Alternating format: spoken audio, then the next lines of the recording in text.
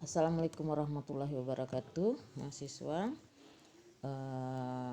Kita lanjutkan lagi materi kita, materi ilmu kealaman dasar. Pada pertemuan kali ini kita akan membahas tentang proses perkembangan pola pikir manusia. Pertama, kita lihat dulu sifat unik manusia. Unik itu artinya berbeda dibandingkan dengan makhluk hidup lainnya seperti hewan dan tumbuhan. Artinya unik itu apa yang ada pada manusia itu tidak ada pada hewan dan tumbuhan.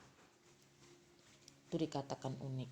Berarti sifat itu hanya dimiliki oleh manusia. Untuk melihat keunikan manusia itu, kita lihat dulu dari ciri-ciri manusia. Ada 7 ciri dari makhluk hidup termasuk manusia. Nah, di sini ini ada ciri-ciri manusia.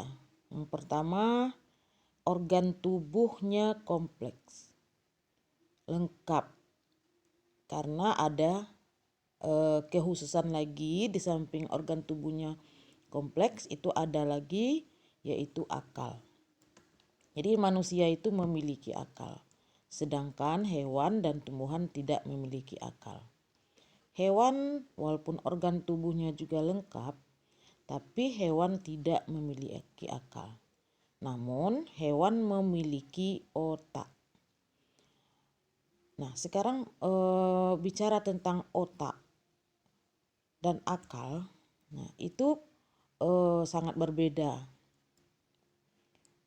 Di mana perbedaannya? Otak ya, itu adalah organ tubuh. Berarti manusia, hewan itu ada otak. Namun hewan tidak memiliki akal, sedangkan manusia memiliki akal. Apa itu akal? Akal itu daya pikir. Nah, daya itu kemampuan. Jadi akal itu adalah kemampuan berpikir. Nah, hewan ini tidak punya dia daya. Jadi otak yang ada pada hewan itu hanya sekedar organ tubuh dan tidak memiliki daya pikir. Hubungan keduanya ini kita ibaratkan seperti bola lampu dengan listriknya. Di mana otak itu adalah bola lampunya. Sedangkan listrik itu adalah diibaratkan akalnya. Jadi sebesar apapun bola lampu, jika tidak ada daya listrik yang masuk, maka lampu itu hanya sekedar pajangan. Dia tidak bisa memberikan kita cahaya ya, sekalipun di malam hari jika tidak ada daya. Nah, sama dengan otak dan akal tadi. Walaupun organ tubuhnya besar, lebih besar dari organ tubuh manusia dengan otak manusia, namun jika tidak ada daya pikirnya, maka otak itu hanya sekedar pelengkap dari organ tubuh. Nah, sama termasuk juga jika manusia terang tidaknya cahaya dari lampunya, itu tergantung juga dengan besar kecilnya daya pikir dari otak tersebut. Semakin besar daya pikir dari otak itu, maka semakin banyak ya, semakin cerah pemikiran-pemikiran dari seorang manusia. Yang berikutnya, yang kedua, mengadakan metabolisme. Apa itu metabolisme? Metabolisme itu adalah pertukaran zat. Jadi sebagai makhluk hidup, ada zat yang masuk ke dalam tubuh kita seperti makanan dan minuman, obat-obatan. Sedangkan zat yang keluar seperti kotoran dan keringat. Nah, itu artinya jadi setiap makhluk hidup yang normal dia pasti setiap hari melakukan metabolisme, dan di mana dia akan memakan sesuatu untuk bertahan hidup, dan nanti ampas-ampas atau sesuatu yang tidak baik dari makannya dimakan itu setelah terjadi proses kimiawi di dalam tubuh dia akan keluar. Hewan dan tumbuhan ini sama. Berarti di sini tidak ada keunikan. Paling keunikannya hanya pada cara metabolismenya aja yang berbeda antara manusia dan hewan. Kemudian yang ketiga, berinteraksi dengan lingkungan. Makhluk hidup itu semuanya berinteraksi dengan lingkungan tempat tinggalnya, termasuk apalagi manusia. Berinteraksi artinya berhubungan, saling berkomunikasi, saling membantu, saling mengenal, dan sebagainya. Kemudian yang keempat, menanggapi stimulus dan respon. Stimulus artinya rangsangan, ya. Setiap rangsangan yang datang ke dalam diri manusia atau terhadap diri manusia dan makhluk hidup juga, itu pasti mereka memberikan tanggapan atau respon. Jadi respon itu tanggapan. Misalnya rangsangan ini atau stimulus ini ada yang datang dari dalam tubuh dan ada juga yang datang dari luar tubuh. Yang datang dari dalam tubuh seperti rasa haus, rasa lapar, ya, rasa sakit, dan sebagainya. Nah, kemudian manusia memberikan atau makhluk hidup memberikan respon yang berbeda. Kalau lapar biasanya responnya, tanggapannya adalah mencari makan atau makan sesuatu. Minum itu tanggapan dari rasa haus. Sakit itu direspon dengan memberikan pengobatan. Dan ada lagi rangsangan yang datang dari luar diri kita, seperti dari luar tubuh, seperti cuaca yang panas, dingin, hujan, atau juga mungkin dizalimi oleh orang lain, dipukul oleh orang lain, dicubit dan sebagainya. Nah, itu juga makhluk hidup termasuk manusia memberikan tanggapan yang berbeda juga. Seperti apa? Seperti kalau kita tertusuk duri misalnya kan. Jadi kita memberikan tanggapan dengan mencabut duri itu dan memberikan obat pada bagian tubuh kita yang tertusuk duri. Kemudian suhu yang panas itu manusia menanggapinya dengan berkipas. Hujan ditanggapi dengan menggunakan payung dan jas hujan. Ada lagi yang kelima, yaitu berkembang biak. Semua makhluk hidup berkembang biak. Berkembang biak berarti dia memiliki keturunan. Jadi dari jumlahnya satu sepasang kemudian menjadi ribuan bahkan jutaan jenisnya. Nah, manusia normal itu dia pasti akan memiliki keturunan atau berkembang biak. Namun memang ada di antara manusia yang tidak bisa berkembang biak, artinya itu ada sesuatu yang menyebabkan tidak bisanya potensi yang ada di dalam diri manusia itu untuk berkembang biak berkembang. Jadi semua makhluk hidup itu punya kemampuan untuk berkembang biak atau punya potensi untuk berkembang biak. Namun ada sesuatu hal yang membuat potensi itu tidak bisa berkembang dengan baik. Sehingga ada manusia yang walaupun sudah menikah sekian tahun tapi belum juga memiliki keturunan. Yang keenam, tumbuh dan bergerak. Semua makhluk hidup dia akan tumbuh. Tumbuh itu berarti dari yang kecil sampai besar. Sedangkan bergerak itu berarti berpindah tempat dari tempat semula ke tempat yang lain.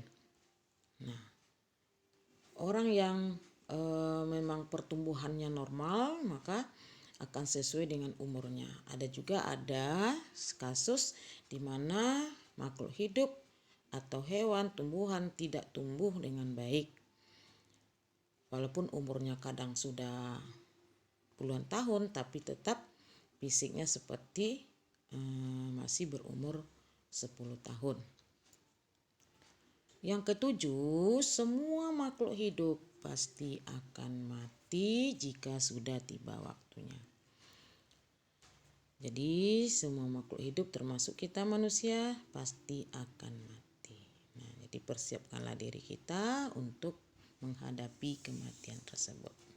Tidak ada satupun manusia, makhluk hidup yang bisa lari dari kematian. Kapan waktunya mati itu rahasia Allah Subhanahu.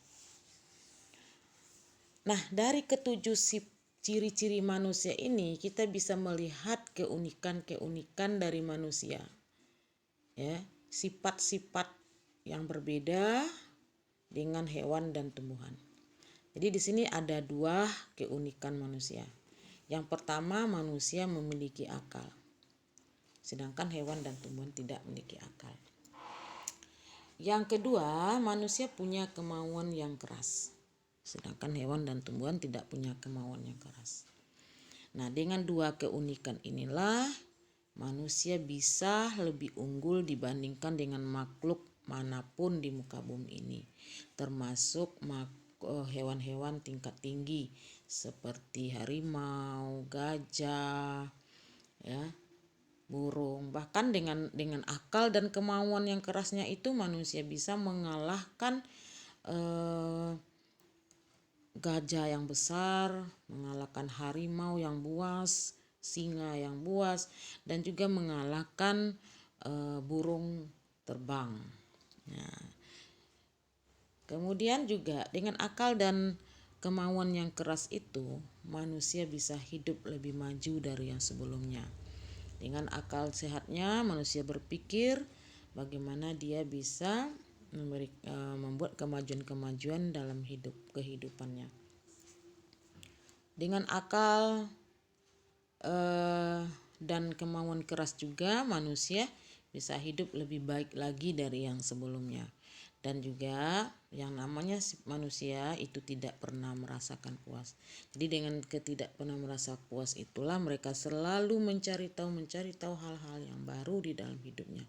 Nah, hal-hal baru yang ditemukan manusia itu nanti akan menjadi pengetahuan.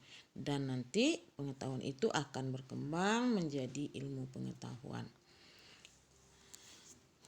Nah, di sini juga bisa kita lihat bahwa sesama manusia pun, mengapa ada manusia yang unggul, manusia yang maju hidupnya, manusia yang baik hidupnya dibandingkan dengan manusia-manusia yang lain. Nah, inilah 2 hal inilah kuncinya. Ada orang memiliki kecerdasan akal yang luar biasa, cuman malas untuk berusaha, maka dia dan cepat puas, tidak punya jiwa persaingan di dalam dirinya, maka dia tidak akan lebih unggul dibandingkan dengan makhluk hidup lainnya. Nah, jadi kalau mau lebih unggul dan lebih maju hidup segala macam, gunakanlah akal kita itu dan harus punya kemauan yang keras untuk hidup lebih maju dan lebih baik lagi ke depannya. Berikutnya, rasa ingin tahu dan akal budi. Rasa ingin tahu manusia dengan hewan itu berbeda, di mana manusia rasa ingin tahunya itu berkembang sesuai dengan perkembangan zaman dan perkembangan motoriknya. Kenapa manusia berkembang rasa ingin tahunya? Karena manusia memiliki akal. Jadi karena berkembang inilah manusia tidak pernah merasakan kepuasan di dalam hidupnya itu. Yang kedua, hewan kita lihat. Hewan itu rasa ingin tahunya itu statis. Statis itu artinya tetap tidak berkembang. Mengapa tidak berkembang? karena hewan hanya memiliki insting atau naluri. Nah, insting atau naluri itu apa? Insting atau naluri itu menurut Asimov adalah kemampuan yang tetap sepanjang zaman hanya untuk mempertahankan kelangsungan hidupnya saja. Artinya apa? Hewan itu dia diberi kemampuan, diberi insting oleh Allah itu hanya untuk bertahan hidup. Dan kemampuan-kemampuan, kepandaian-kepandaian yang ada pada hewan itu dari zaman dulu sampai sekarang tidak pernah berkembang. Misalnya gajah diajarin oleh manusia main bola, bisa. Cuman kemampuan dari gajah itu tidak berkembang. Diajarin satu, yang satu itu aja. Sampai nanti diajarin yang kedua. Sedangkan manusia diajarin satu, dia bisa mengembangkannya menjadi 10 bahkan 1000. Nah, itu makanya ada pepatah, jika guru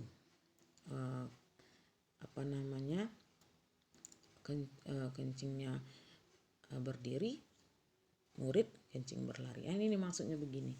Jadi karena kemampuan yang ada pada manusia itu berkembang, jadi dia bisa mengembangkan satu pengetahuan, satu ilmu yang dia dapat, kemudian bisa dikembangkannya menjadi banyak. Nah, jadi manusia-manusia yang unggul itu, manusia-manusia yang berkembang rasa ingin tahunya itu, yaitu manusia-manusia yang bisa memanfaatkan akalnya dan memiliki kemauan yang keras untuk hidup lebih maju. Makanya ada di dalam hidup kita menemukan orang yang tidak punya kemauan sama sekali untuk hidup lebih baik lagi, padahal dia cerdas. Nah, jadi keunggulan kita sebaik itu dibandingkan sesama manusia, dibandingkan dengan hewan, itu terletak kepada sejauh mana kita bisa memanfaatkan keunggulan, keunikan yang ada di dalam tubuh kita, yaitu akal dan kemauan yang keras. Nah, Ibu kira cukup sekian dulu penjelasan Ibu. Mudah-mudahan kalian bisa memahaminya dan mengerti dengan apa yang Ibu jelaskan. Cukup sekian. Assalamualaikum warahmatullahi wabarakatuh.